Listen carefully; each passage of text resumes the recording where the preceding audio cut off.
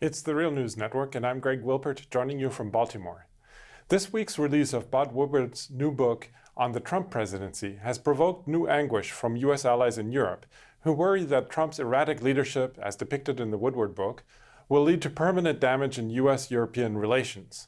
This relationship, also known as the Transatlantic Alliance, seems to be on thin ice these days. For example, during the NATO summit earlier this year, Trump berated allies for not spending enough on defense. He then went on to have a far more friendly meeting with President Putin of Russia a few days later. What is the state of the Transatlantic Alliance, and is it in the process of falling apart? I'm joined by Mark Weisbrot to discuss this issue.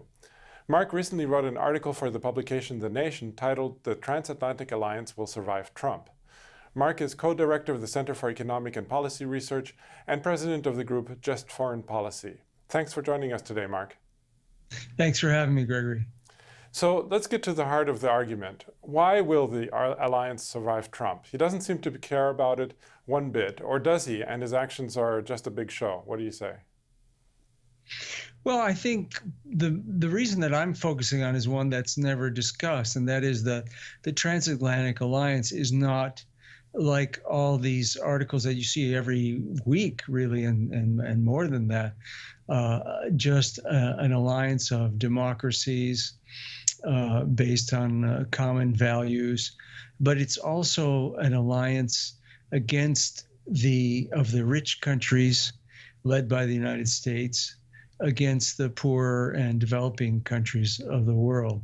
And the Europeans, I think the European leadership, not the population of Europe, but the European leadership sees the United States as an indispensable ally in order to maintain this world order in which they call the shots. They wrote the rules of the World Trade Organization to benefit them. They control the International Monetary Fund, which is supposed to be an organization of 189 member countries, but in fact, for most of the world, it's ruled by the U.S. Treasury Department. And then, of course, for Europe, they have a voice as well. And, of course, the World Bank, which by custom and tradition since the 1940s has to have a U.S. Citizen as the president, and is also controlled by the rich countries, and has these institutions have enormous influence on policy, economic policy throughout the world. These are the institutions of global governance, as they're called, and they're controlled by the rich country governments and elite of the world. And that, I think, cements this alliance. And that's, I think, one of the main reasons why the Europeans will take all this abuse from Trump and just wait him out. So basically, it sounds like what you're saying is that there are interests behind Trump, and that there are interests behind the leaders or in Europe who want to maintain this relationship no matter what Trump is saying. But perhaps, in other words, the alliance will not fall apart for those reasons. But isn't it possible that the elites are concerned that Trump is causing at least some damage, that is, with his rhetoric, which comes from this nationalist, alt-right, kind of anti-globalist, as it's often called, rhetoric? Aren't they concerned that perhaps that Trump will at least accelerate the decline of a transatlantic alliance in favor of the rise of China and Asia?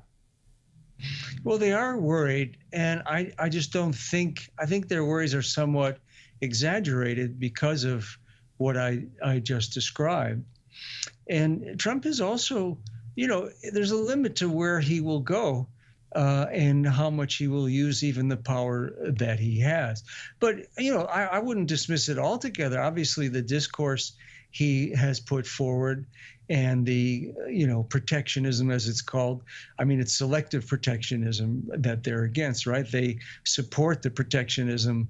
When I say they, I mean the most powerful interests in the United States support the protectionism that they wrote into the World Trade Organization, which was its major achievement, was to increase patent protection for the pharmaceutical companies. So that kind of protectionism is okay. And Trump is actually supporting that. And that's part of what his fight with China is about. So is he really going to take measures that would destroy the global trading system? I don't think so.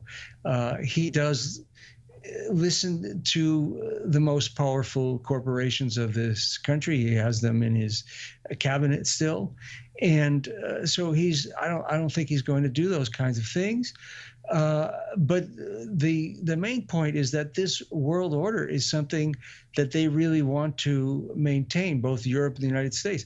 It's hard to explain why Europe wouldn't stand up to the U.S., for example, over the Iran nuclear deal, which Trump is scuttling or trying to, and the Europeans have much more to lose from that. They're the ones that are getting the refugees from the U.S. wars and chaos and destruction that the United States has caused in the Middle East, in Iraq and Syria and other countries. And they're the ones that really have to worry about this, and much more than we do. And yet they're not standing up to him over that either. They're making noises, but they're not really standing up to him. And so why is that? They have a bigger economy than we do. And I think part of it is they don't want this fight. And the U.S. has other advantages too. In the international financial system, the dollar, for example, is the reserve currency for 60% of central bank reserves in the world. That puts Europe at a disadvantage there. That's another avenue of leverage that the U.S. has, besides the IMF and besides the World Bank, that applies to them as well. One thing that seems kind of curious is, well, why is Trump actually engaging in this if this is not in the interest of the people that he's representing, and if it's not in the interest of the people who are in his own cabinet, these other billionaires, basically, in some cases? Why is he pursuing this kind of anti-globalist rhetoric, and also to some extent some of those policies that at least seem to threaten the alliance? Is there something else behind him that would cause him to go into that direction? What do you think? Well, trying to analyze Trump is obviously difficult. Everybody's trying to figure out every day he has another distraction, an outrageous tweet, an announcement of another trade war in the making. Most of these things are distractions. That's the way he ran his campaign. And people thought that, I have to say, I was one of them. I thought he would shift to be a more normal president from the campaign, but he didn't. It's still a politics of distraction. The trade war is a perfect distraction because he can start a fight with any country on the planet at any date, and with threatened tariffs and even implemented tariffs, and he can say that he's standing up for America. So it's really posturing mostly. Does he have any core beliefs? I don't know. He does have some people. Obviously, I think they're not dominant, but people like his trade representative Lighthizer, and also Peter Navarro, who are definitely not in charge, but they have some influence because he has selected this kind of nationalistic platform as part of his mode of operation. But so far, you don't really see any kind of consistent policy coming out of it. Yeah, it aggravates. There's no doubt it aggravates a huge part of the elite here. And in fact, his rejection of the Trans-Pacific Partnership, that was the one thing you can point to that you can say he really did, that, almost I would say the entire corporate and national security state elite was really upset about. That was something they really, really wanted.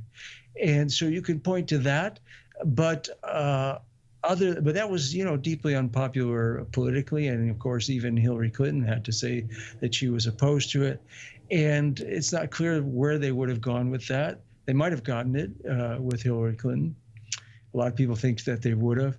But my point is that it isn't serious or consistent. He isn't going to cause irreversible damage to this most important alliance of the United States. This is their most important alliance, and empires need alliances. They always have, and this is the big one.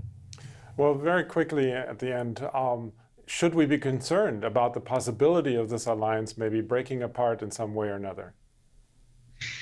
Well, it's not something that I lose a lot of sleep over because, first of all, for the rest of the world, the institutions of this alliance are very damaging. The ones I mentioned, I could speak for hours on all the damage caused to developing countries by the International Monetary Fund, the World Bank, and of course the rules of the World Trade Organization.